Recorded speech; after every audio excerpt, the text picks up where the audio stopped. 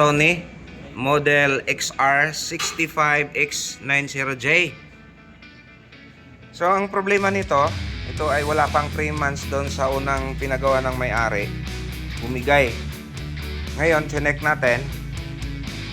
Ang ginawa niya, nakahang na yung CKB signals natin, tapos naka-short to ground.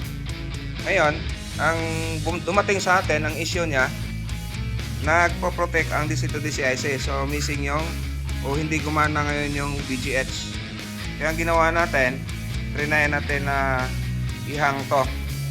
So, nabuhay siya. Ngayon, ang problema, walang display. Noon pala, sa kabilang side, hindi kasi makita pag di pinuksan natin yung ilalim, yung cover ng top board natin o source board. Ngayon, tinanggal natin yon. So, una, ang in-expect kasi natin ay walang pag-asa na rito sa side na to. Kaya hindi ko na ginalaw yan. Ang ginawa ko dito sa kabilang side, meron akong tinakpan dito kasi kung takpang ko lahat yan o tinanggal ko lahat o nag-cover ako lahat dito, naglagay ako ng tape, walang display. Nabubuhay nga yung 30 volts, kaya lang walang display. Kaya ang ginawa natin, nagtakip tayo dito ng dalawa lang. Yung pinakadulo, pin 59 saka pin 60. Ang ginawa natin dyan, nilagyan ko ng tape. So nung nilagyan ng tape, nabuhay siya, nagkaroon ng display. Ang problema, nagkaroon siya ng bar lines. So sabi ko, ba't kaya ganon? Kaya ang ginawa natin, hinahang natin yung LC1 at saka LC2. Sinubukan natin i-modify, wala pa rin. Nandun pa rin yung bar lines. Kaya ang ginawa natin, nagkalas na ako dito.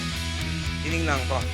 So ang ginawa natin, doon sa dating unang gumawa, binalik ko yung CKB signals na pinutol niya. And then, pinandar natin. So nung pinandar, nag-goods na lahat, nag-normal na. So nagkakaroon na siya ng display. So ibig sabihin pala, nung unang nasira to, ito yung bumigay. After wala pang 3 months, bumigay naman yung kabilang side. So binalik natin to o tinanggal natin to at binalik yung kabila, nagno-normal ito. So ite-testing na lang natin to ng matagal.